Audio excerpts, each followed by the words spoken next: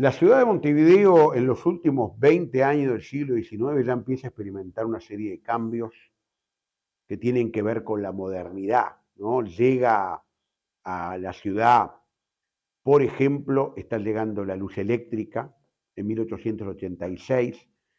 Ya en los 80 se había empezado a extender la red de agua corriente. ¿Y cómo hacían para divertirse en esa época?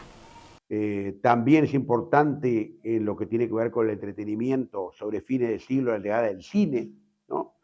Eh, el telégrafo también ya existía desde hace algunos años, o sea, lo que tiene que ver con las comunicaciones, con el transporte, el tranvía de caballitos, ¿no? Primero, luego, ya en 1906, el eléctrico, van a ser aspectos que modernicen y que faciliten la vida de aquellas personas, ¿no? Que lo que significa entrar en un siglo de grandes cambios, como fue el siglo XX, y sobre todo permitir a aquellos inmigrantes, ¿no?, que en gran número llegaban a la ciudad, poder tener comodidades para lo que era la vida en ese nuevo sitio a donde llegaban para, puede decirse, desarrollar una nueva etapa en sus vidas.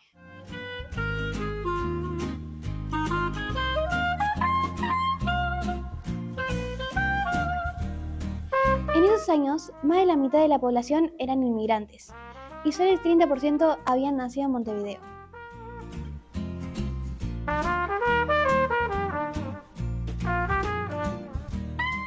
El proceso de crecimiento urbano de Montevideo está enmarcado en lo que el arquitecto Mariano Arana, que fuera intendente también de la ciudad, hablara del Montevideo de la expansión. La segunda mitad del siglo XIX es fundamental y hay elementos que son realmente muy importantes. La aparición del tranvía Caballitos en 1868, también la actividad de varios empresarios, ¿no?, empresarios inmobiliarios que van a ser quienes impulsen precisamente esa expansión, vendiendo terrenos y creando barrios. Recordamos a Francisco Piria, recordamos a Emilio Reus, Florencio Escardó, Alejo Rosselli Rius, que son quienes remataban, eran rematadores, remataban esos terrenos, y los inmigrantes que llegaban a la ciudad, algunos, por ejemplo, italianos, eran atraídos con nombres, por ejemplo, aquellos barrios que tenían que ver con ese lugar de origen. Por ejemplo, el barrio Bella Italia o Villa Española, en el caso de los españoles. Era una forma para aquellos nuevos pobladores sentirse un poco en casa. ¿Y cómo se transportaba la gente en esa época? Cuando llega el tranvía Caballito, desplaza a los antiguos carruajes, ¿no? Eso supone a veces que se levantaran por parte de los opositores al tranvía Caballito las vías, lo que motivaba de que tuviera que haber un guardia, por ejemplo, en cada vagón. Y también cuando llega la electricidad, sin ninguna duda, ¿no? Ahí se quedan sin trabajo en 1906 quienes venden caballos o venden alfalfa. O sea, son los cambios que siempre genera la modernidad en la ciudad.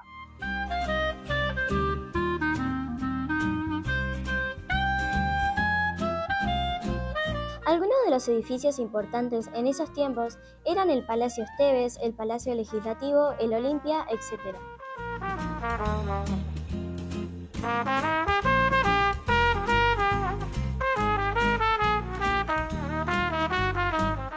Las presidencias de José Valle Ordóñez entre 1903 y 1907 y 1911 y 1915 marcan un quiebre en lo que tiene que ver con el país, que va a consolidarse como un país urbano, ¿no?, con una fuerte presencia, con un fuerte dominio de Montevideo, ¿no?, sobre el resto del país.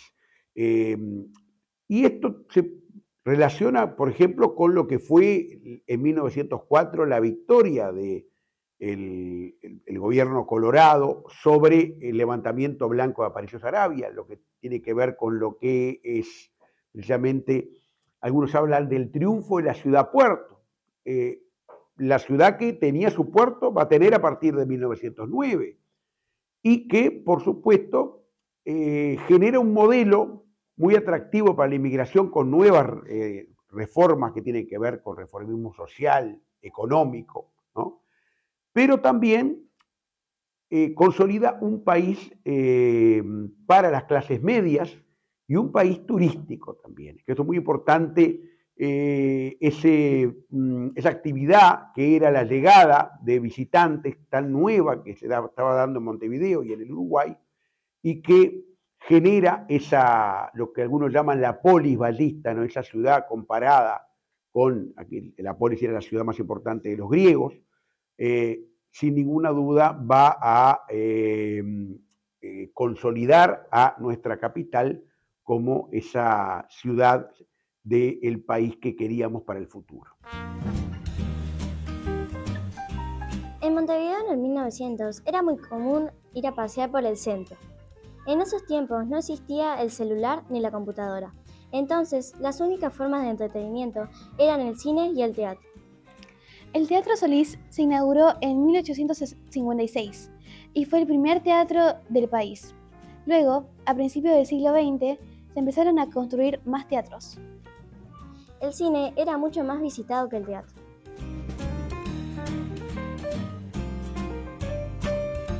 La vestimenta de aquel Montevideo del 900 era también un símbolo de diferencia social, ¿no? Obviamente los sectores más pudientes hacían traer las telas, hacían traer la vestimenta desde Europa, sobre todo Francia, era un poco el faro cultural que tenían aquellos montevideanos. Empezaba a usarse, en el caso de la mujer, el corset, ¿no? Que marcaba más la figura, se hablaba de una figura en forma de S, ¿no? de la mujer. El hombre, lo que era la levita o el traje, ya empezaba también a usarse, a nivel de sectores más privilegiados, ¿no? Pero esa era la vestimenta para ir un domingo a ver las carreras en Maroña, por ejemplo, ¿no? O ir a pasear por el Boulevard Sarandí. O sea que en definitiva se daba esa situación todavía de recato, pero por otro lado había ya, se empezaba a dar el baño de mar, el baño y de sol, lo que hacía que aparecieran las primeras mallas, que por supuesto no eran como las actuales, tapaban prácticamente todo el cuerpo, dejaba solo los pies y las manos libres, pero que ya mostraban cierta comienzo de libertades con respecto a mostrarse ante el otro, ¿no? La vestimenta de las clases altas se basaba en los sombreros de copa alta, y en las mujeres se usaba mucho el corset.